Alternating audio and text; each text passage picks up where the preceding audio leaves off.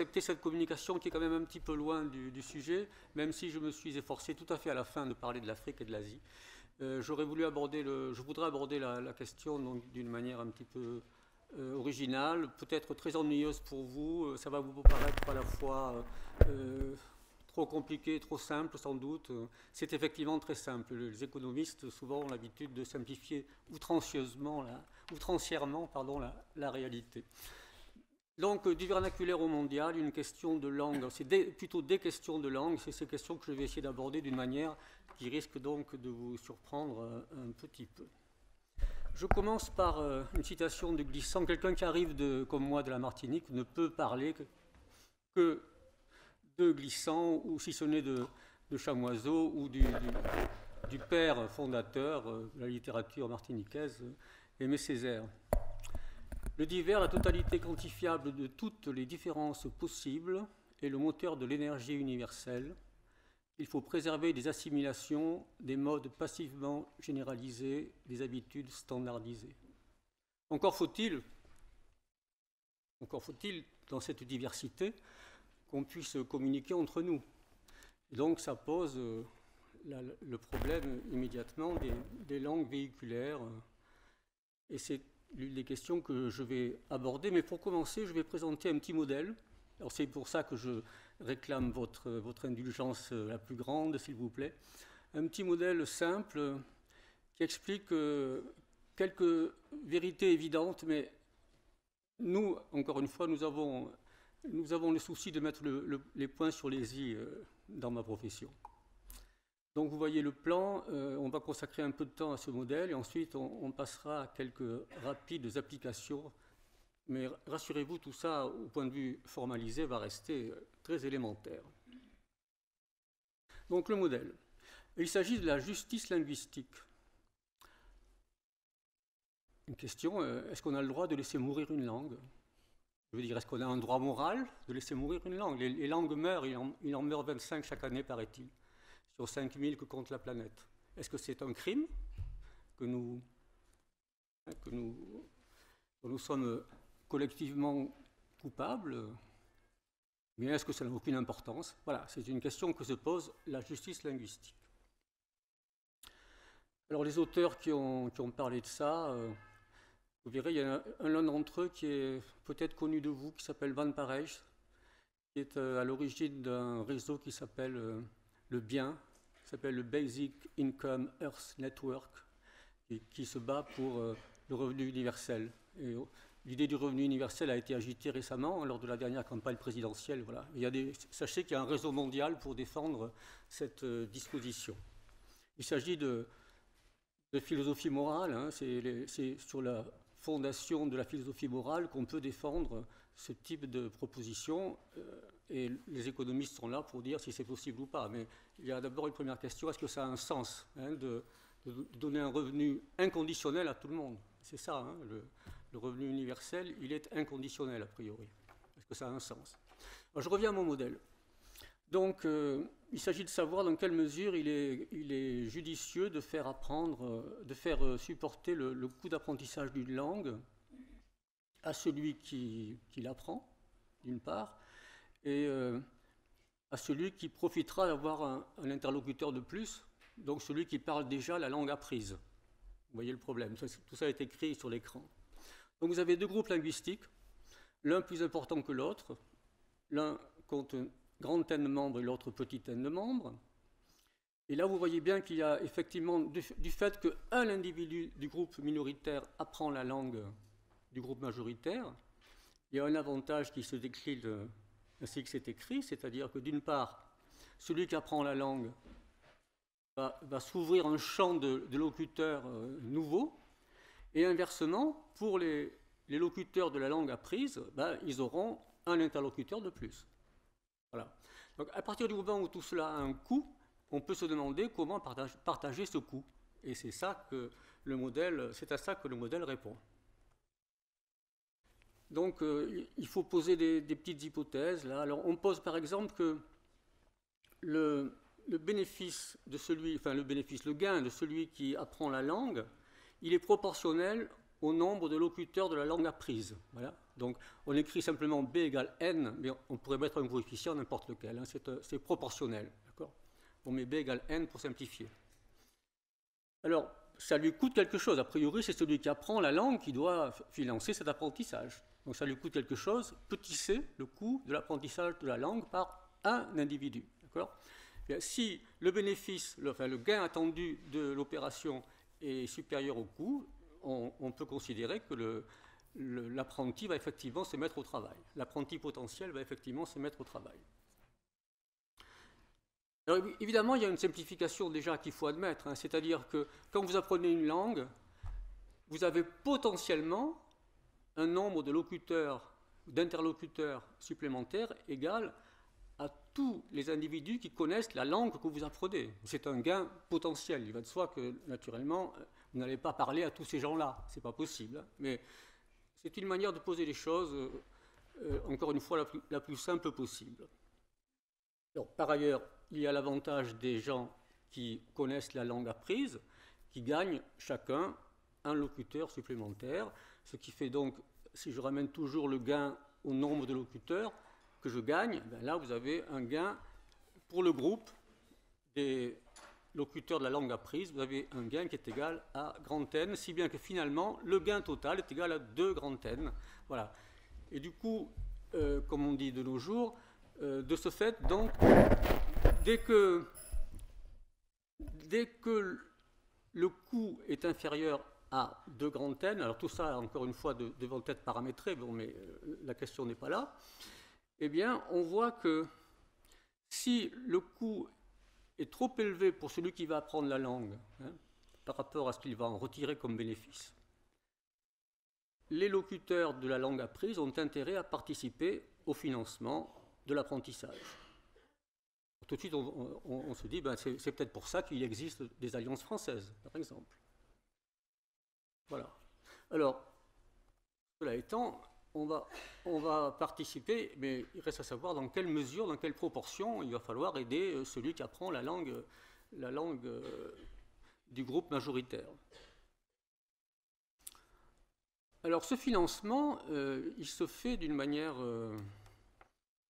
sans aucun débat politique, dans le cas, par exemple, d'un pays qui désire s'unifier, non seulement politiquement, mais aussi d'une manière linguistique. Donc, c'est le cas de la France. Hein. La France a réussi à éradiquer les langues régionales, on peut dire à peu près. Bon, il y a quelques nostalgiques, mais grosso modo, on a éradiqué les langues régionales parce qu'on a décidé qu'il y aurait une école publique gratuite et donc financée par l'ensemble des Français, et que l'une des missions premières de cette école publique, ça serait justement de faire avaler à tous les petits Français, qu'ils soient bretons ou provençaux, la langue française. Voilà. Les alliances françaises est un autre exemple. Si on décide qu'il est intéressant d'avoir des étrangers qui connaissent le français, eh bien, on demande aux contribuables français de financer les alliances, sachant que les alliances ne sont pas gratuites pour les apprenants, de même que pour les habitants des régions qui ont perdu leur patois ou leur breton, ils ont aussi contribué à l'apprentissage du français puisqu'ils étaient contribuables comme tous les Français. Donc on est bien dans le cas où il y a un partage de la dépense qui se fait entre celui qui apprend et celui qui va bénéficier du fait que sa langue sera parlée par un plus grand nombre de locuteurs. Voilà. Non, mais je répète ce que je disais tout à l'heure, tout ça ne nous dit pas de quelle manière il faut partager le coût entre les uns et les autres. Alors, la possibilité qui se présente en premier lieu, c'est de dire qu'on partagera ça à égalité entre tous. Donc là, on suppose un groupe majoritaire où il n'y a que 2 individus, ce qui veut dire que fatalement le groupe minoritaire ne connaît qu'un individu. Tout ça, c'est pour faire des calculs extrêmement simples. Donc, vous avez compris comment calculer le gain de chacun. Donc, le gain de chaque G, c'est-à-dire chacun des 2 G, des 2 grands G, est égal à 1. Et le gain de celui qui apprend la langue grand L, la langue du groupe grand G, est égal à 2, puisqu'il va avoir 2 locuteurs supplémentaires. Donc, ça fait 3, le coût est égal à 3, on divise par 3 le coût, puisqu'il y a 3 individus en tout, et voilà, c'est une solution possible. Alors pourquoi est-ce qu'on l'appelle holiste? Eh bien, parce que en fait, cette division par 3, c'est celle qui se produit, réfléchissons, dans le cas d'un financement par l'impôt, hein. C'est-à-dire que là, si on suppose que les 3 individus ont les mêmes revenus, ils payent le même impôt, et cet impôt permet d'enseigner la langue, par exemple, à un individu qui appartient à une minorité régionale, qui ne connaît pas la langue majoritaire. Vous voyez ? Donc, c'est une solution imposée en réalité. On ne demande pas aux gens leur avis, on ne leur demande pas si ça leur plaît ou pas. C'est pour ça qu'on l'appelle holiste. Et on considère que la langue est un bien collectif, ce qui s'est passé en France. Les autorités depuis Saint-Louis, je crois, ont eu cette idée qu'il fallait que tous les Français parlent la même langue. C'est un bien collectif de ce fait. Je passe rapidement à une autre possibilité qui consiste à dire oui, mais que se passe-t-il si les gens ne sont pas d'accord, s'ils n'ont pas envie de participer au financement de l'apprentissage du français, mettons par les Bretons? Bien, il faut peut-être les convaincre avec des arguments qui leur seront accessibles. Par exemple, leur montrer qu'ils ont un intérêt à ce que l'apprentissage de la langue soit financé d'une manière collective, mais en partageant le coût d'une manière telle que chacun n'est pas nécessairement à payer la même somme. Donc là, il s'agit, comme vous le voyez, d'égaliser les bénéfices. Donc le bénéfice, c'est quoi? Ben, c'est la différence entre le bénéfice et le gain total et le coût. Alors là, le gain total, il est égal à 2 plus 2, ça fait 4. Le coût, ça fait 3. Vous enlevez 3 de 4, il reste 1. Donc vous dites, en fait, une possibilité, c'est de montrer que chacun peut bénéficier de l'opération si on partage le bénéfice à égalité ici. Et donc, ça revient en fait à faire qu'au lieu que les membres du groupe G payent 1, ce qui faisait qu'ils gagnaient 1 chacun, et ils payaient 1, donc ils ne gagnaient rien, en réalité leur bénéfice net était égal à 0, là, ils vont avoir un bénéfice positif. Et de même pour l'individu du groupe minoritaire, au lieu de lui faire payer 1, on lui fait payer 1 plus 2 tiers. Les 2 tiers, c'est ce qui manque, ce que les autres payent en moins par rapport à tout à l'heure. Et du coup, ça nous fait, excusez-moi pour le du coup, encore une fois, de ce fait, ça fait un bénéfice de l'individu minoritaire qui est égal à celui de chacun des individus du groupe majoritaire. Voilà. Donc c'est avec ce type de raisonnement que les spécialistes de la philosophie morale qui s'intéressent aux problèmes linguistiques aboutissent à des conclusions comme celle-ci, sachant que d'autres conclusions, d'autres modes de calcul sont possibles avec des fondements encore plus convaincants, mais ça fait du coup ça fait des modèles nettement plus compliqués. Alors ce que montre ce modèle, sans aller à des hypothèses différentes, ce que montre ce modèle, c'est que lorsque le nombre des membres du groupe minoritaire et du groupe majoritaire s'accroît, ils peuvent être amenés à ne participer en aucune manière au coût de l'apprentissage.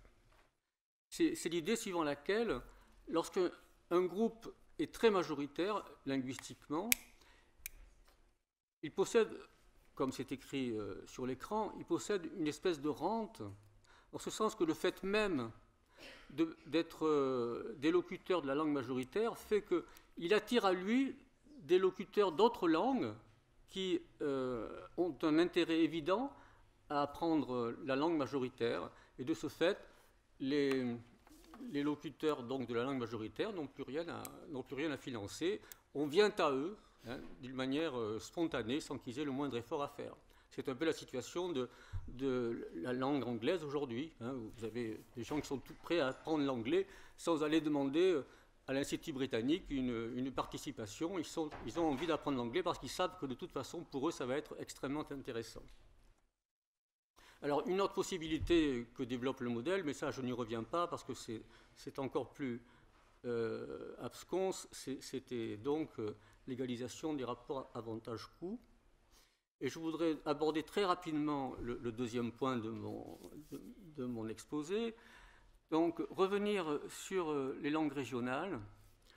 La question qui se pose ici, c'est celle de savoir si les locuteurs d'une langue régionale, mettons le breton, le corse, etc., ont le droit de réclamer au pays dans lequel ils sont englobés de financer l'enseignement de leur langue régionale. Et la question, du point de vue du modèle et du point de vue de la philosophie morale, a une réponse très claire, non. C'est-à-dire que si vous parlez une langue régionale, vous n'avez aucun droit à faire valoir pour que la nation finance l'enseignement de votre langue. Parce que la majorité des habitants de votre pays n'ont aucun intérêt à connaître le breton. Le problème de la langue régionale, c'est que c'est une diglossie asymétrique, c'est-à-dire que tous les Bretons parlent français, certains d'entre eux parlent breton, mais tous parlent français. Donc, quand un Français veut parler avec un Breton, ce n'est pas la peine qu'il se préoccupe de connaître le breton. Vous voyez ? Et le breton apparaît donc comme une espèce de luxe pour des individus qui vivent en Bretagne et qui souhaitent conserver ce patrimoine. Mais cela, c'est leur problème, ce n'est pas le problème de la nation française. Et donc, dans une situation comme celle-là, il est logique que ce soit la région Bretagne qui finance l'enseignement du breton. Vous voyez ? Bon. On va me couper, là. Alors, la francophonie, pourquoi est-ce que la francophonie existe au sens où elle fait des efforts pour financer l'enseignement de sa langue en dehors de la France? Comme vous le savez, il y a un chemin, là, on a parlé ce matin du chemin de dépendance, il y a un chemin qui fait qu'avec les pays qui sont des anciennes colonies, la question ne se pose même pas, sachant que les élites de ces pays ont été formées aux Français et ont l'habitude de discuter avec l'ex-métropole, et tout ça fait que le français est naturellement implanté dans ces pays, et donc il est logique que dans la mesure où il y a encore une différence économique entre la métropole, l'ex-métropole et les ex-colonies, il est logique que l'ex-métropole participe à l'enseignement du français. Alors, est-ce que ça favorise le commerce? Franchement, je ne le crois pas. Moi, j'ai participé à un programme au Vietnam dans lequel j'étais là pour former les Vietnamiens aux Français pour qu'ils puissent travailler dans les entreprises françaises au Vietnam et puis travailler avec les entreprises françaises en France. Et en fait, cette école, aujourd'hui, elle est passée à l'anglais. Donc, c'est dire que c'était une tentative qui était vouée à l'échec dès le départ. On ne s'en est pas rendu compte. On rêvait à cette époque-là. Mais en fait, déjà, les entreprises françaises à Hanoï travaillaient en anglais, pas en français. Donc c'était une entreprise un petit peu absurde. Donc est-ce que la francophonie peut favoriser le commerce? C'est douteux. La culture, c'est pas évident. Si vous voulez que les Indiens apprécient la culture française, il vaut peut-être mieux traduire Victor Hugo en anglais ou dans une des langues indiennes, hein, plutôt que d'essayer de faire lire Victor Hugo à des Indiens. C'est peut-être plus facile, ça va toucher plus de monde si vous traduisez Victor Hugo dans une langue indienne. Le tourisme, ben là, le tourisme c'est un peu différent, effectivement. C'est vrai que les touristes qui viennent en France ont certainement du plaisir à parler français. Et de même pour un touriste français qui va à l'étranger, il est content de rencontrer des étrangers qui parlent sa langue. Donc de ce point de vue-là, il y a certainement une certaine utilité. Alors je finis avec l'Afrique et l'Asie. Est-ce que mon modèle a un sens quand on regarde les relations entre l'Afrique et l'Asie? Est-ce que le nombre de locuteurs importe? Il m'a semblé que, pour en revenir non pas au Vietnam mais à l'Indochine, c'est vrai que lorsque les jésuites ont débarqué dans les bateaux des colonisateurs et qui se sont intéressés à la langue vietnamienne, ils ont appris le vietnamien, hein, ils n'ont pas enseigné le français, ils ont appris le vietnamien, et c'était bien l'idée qu'en apprenant le vietnamien, ils allaient avoir le maximum d'audience, hein, ils allaient multiplier le nombre de gens auxquels ils pouvaient s'adresser, et ainsi leur communiquer la foi chrétienne. Donc le modèle s'applique parfaitement ici. Et quant aux Chinois qui apprennent le français en Afrique, ben, là aussi, je vais enfoncer les portes ouvertes, mais il est évident que pour eux, ce n'est pas le nombre de locuteurs qui les intéresse, quand ils apprennent le français. Ce qui les intéresse, c'est de pouvoir toucher les partenaires commerciaux intéressants, ceux avec lesquels ils vont pouvoir faire du business, comme on dit en français relâché. Voilà. Donc cette approche, comme vous le voyez, est vraiment très très partielle, pas partiale, mais vraiment très partielle. C'est juste une tentative de dépenser l'approche qui est la plus courante quand on parle du français, de la francophonie, qui est une approche plutôt sentimentale, même si ce n'est pas le cas sur cette tribune. Hein. On n'a pas eu de larmes, mais on a eu plutôt le rappel de certains faits incontournables. Merci.